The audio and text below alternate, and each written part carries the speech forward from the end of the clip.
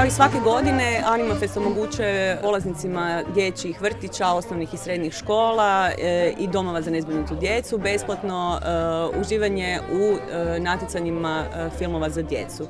Filmovi za djecu su podijeljeni u 4 kategorije prema uzrastima, tako da pokrivamo od predškolaca sve do srednjoškolaca.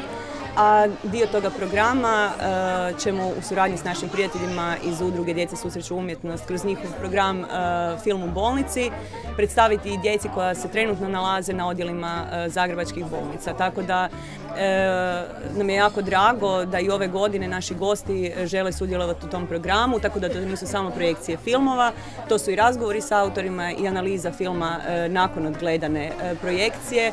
Evo, svi zajedno ćemo pokušati djeci koja ne mogu doći na festival pružiti iskustvo što bliže onom festivalskom kako ginu njihovi vršnjaci koji su u kinodvorani.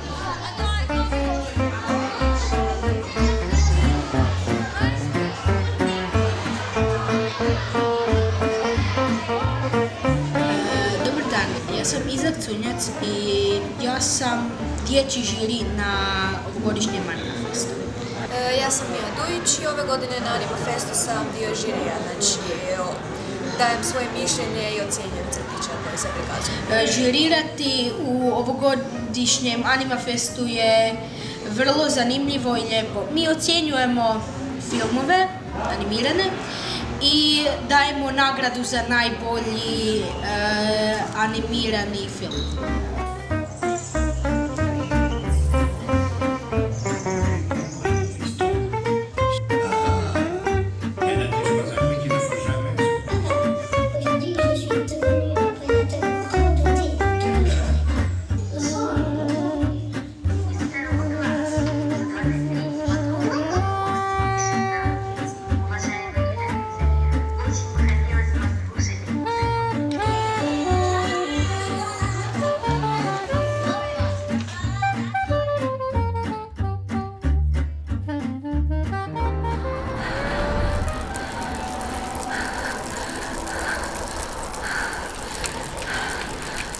Kratki animirani film Biciklisti, rađen u tehnici 2D računalne animacije, svjetska premijera ovdje na Animafestu. Film govori o tim nekakvim svakodnevnim, sitnim, malim junacima koje život tješi i ne tješi. To su naši sportaši koji u Vaskovom štihu su nekakvi pobjednici i gubitnici, nekakvi junaci i antijunaci. Govorimo o našim damama sa obujnim poprsijama koji se sunčaju na plažicama i koje privlače razne poglede naših galebara koji prolaze. To je jedna onako mala vinjetica jednog mediteranskog grada, jednog trenutka u vremenu koji ja mislim da sadrži nekakav humor, sadrži nekakvi taj joie de vivre, ljepotu življenja, ali ostaje tu uvijek i ta jedna nota sarkazma koja je naravno prisutna i u radu Vaska Lipovca, pa je tako prisutna i u filmu, a o čemu je riječ će moći vidjeti gledatelji ako ga pogledaju na jednom od prikazivanja ili na Animafestu ili nekom drugom festivalu.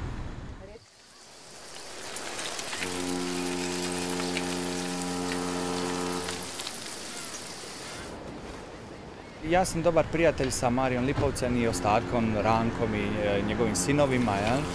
Mislim, to je mali grad i tako da se mi nekako držimo skupa. Često smo pričali o tim temama. Oni su mi jednom predložili da radimo taj animirani film na temu Vaska Lipovca, iako mi inače radimo 3D računalnu animaciju sa tematikom koja je dosta drugačija od onoga kakva je u ovom filmu i meni se činilo da je to jedinstvena prilika da dobijem uvid u rad Vaska Lipovca, da dobijem neku priliku da prođem kroz taj njegov rad na jedan interesantan način i da probam onda realizirati nešto što će biti redateljski moj pristup, a likovno njegov pristup i to je bila jednostavno ideja koja me fascinirala, tako da smo se bacili u to.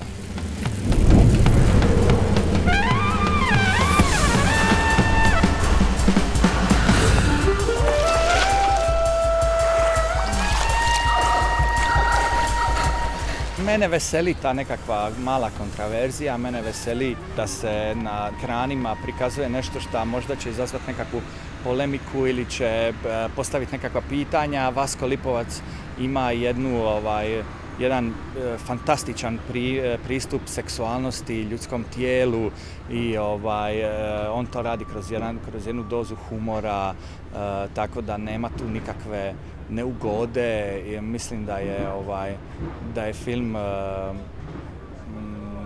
nije možda za puritance, ali ja ne bih rekao da je na bilo kakvi način uvredljiv ili da su ti prikazi čina seksa na neki način pornografski. Mislim da je to jedna baš fina umjetnička erotika u pitanju.